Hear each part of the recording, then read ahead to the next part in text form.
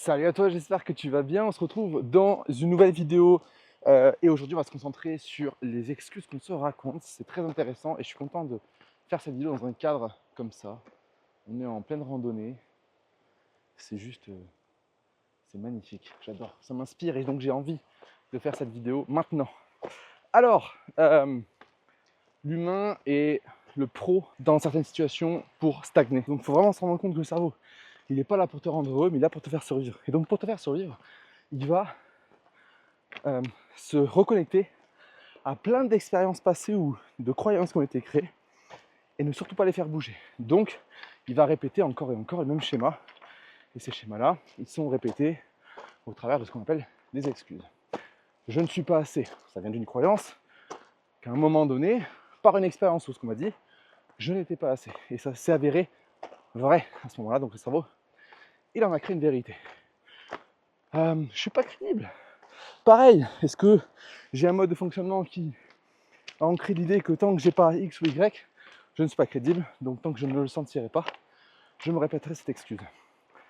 Bref, le cerveau passe son temps à raconter des excuses pour éviter la confrontation, donc un danger. Donc moi, ce que j'invite à faire, c'est pas de chercher à supprimer les excuses, c'est pas du tout ma philosophie. Ceux qui cherchent à supprimer les excuses sont dans le fantasme de le jour où je serai parfait, je pourrai enfin avancer. Le jour où j'aurai plus d'excuses, je pourrai avancer, je pourrai avoir des résultats. Ce qui est en soi aussi une excuse. Donc, dans cette philosophie de arrêter de chercher à changer, on va apprendre à jouer avec ça. Ok, je t'invite à prendre un stylo et une feuille et de répéter ce réflexe-là à chaque fois que tu auras des excuses. Stop. Qu'est-ce que cette excuse m'invite à observer? Et on démarre par une chose très intéressante qui peut être un peu confrontante. En quoi cette excuse, elle est vraie? Et ça, c'est quelque chose que j'aime beaucoup aborder, aller en frontal sur certaines situations. Parce qu'à trop vouloir se protéger, on s'empêche d'observer des choses qui sont hyper intéressantes. Quand je me dis je suis nul, et que je fuis la pensée en me disant j'ai pas le droit de dire ça, j'ai pas le droit de penser comme ça, eh bien je passe peut-être à côté d'une indication hyper intéressante sur ma vie.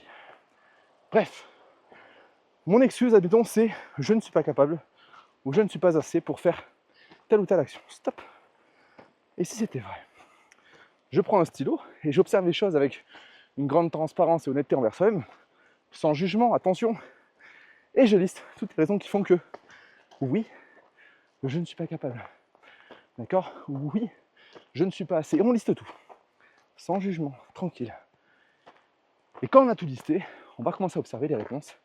Et on va se poser la question de qu'est-ce que je mets de côté? Parce qu'en fait, c'est vrai. Je pensais ça quand j'avais 6 ans, mais là, aujourd'hui, ça n'a plus aucune raison de penser comme ça. Ou est-ce que ça, je vais chercher à m'entourer pour le travailler, recruter une équipe, en parler avec ma conjointe ou conjoint, etc. Et la dernière solution, c'est sur quoi est-ce que, j'ai une petite montée, sur quoi est-ce que je vais travailler. Donc admettons, je ne suis pas capable de faire de la communication, donc je ne vais pas lancer mon offre. Ça, c'est pensée de base, sans réflexion.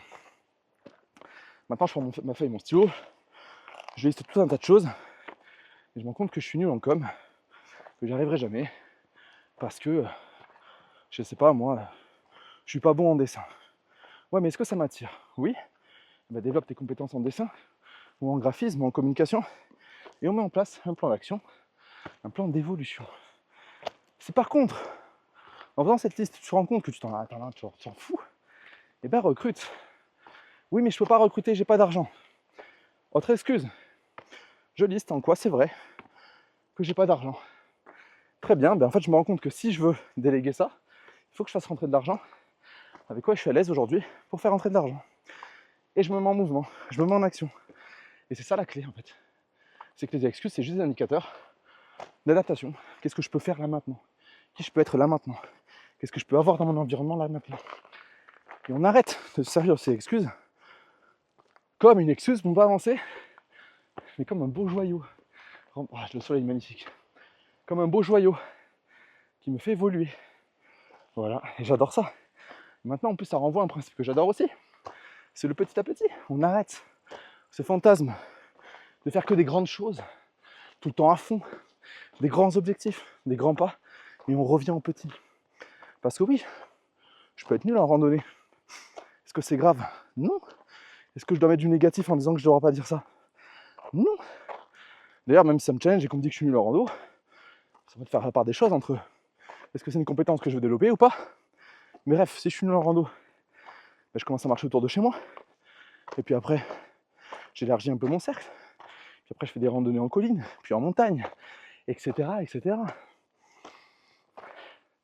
Ça, c'est une clé, une pépite de l'évolution, de sa conscience, de sa sagesse, de ses compétences, dans n'importe quel champ d'accord d'ailleurs. Et voilà. Et c'est facile. Parce qu'on ose jouer petit. De quoi je suis capable maintenant. Voilà, tout de suite, avec ce que j'ai. Et maintenant, dernière chose que je voulais aborder, si ça bloque encore et encore et encore, est-ce que mon objectif est vraiment mon objectif? Parce que si je suis pas bon en com, que j'ai pas d'argent pour recruter, mais que j'ai pas envie de le faire, et que toutes les solutions qui sont en face de moi, je veux pas les amorcer, eh bien je suis peut-être pas fait pour être entrepreneur. Et c'est pas grave. Peut-être que j'ai été bercé dans un concept un certain temps qui m'a fait croire que on peut revenir en arrière, il n'y a pas de problème. Hein.